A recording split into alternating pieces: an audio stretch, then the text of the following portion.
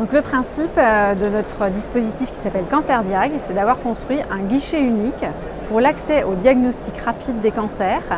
Donc plusieurs filières de prise en charge, mais une seule porte d'entrée, CancerDiag, donc qui est accessible par téléphone ou par Internet pour les professionnels de santé, mais aussi par les patients eux-mêmes dans certaines filières, ce qui était très important pour nous, notamment pour les patients sans médecin traitant.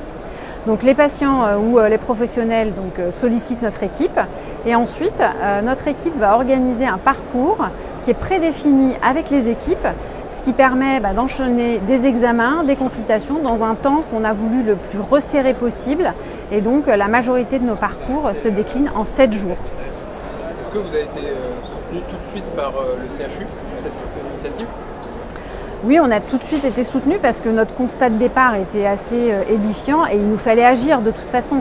Donc c'est devenu assez rapidement un projet institutionnel promu par le CHU et qu'on a construit aussi avec des partenaires, la Ligue contre le cancer qui nous a rejoints dans l'aventure, et puis ensuite promu par d'autres institutions, la CPAM, la MSA et puis des mutuelles aussi, donc c'est une belle aventure.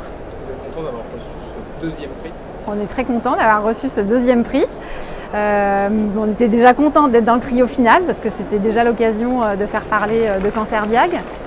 Parce qu'on pense que c'est une organisation qui peut se transférer dans d'autres établissements, donc on est content de le partager.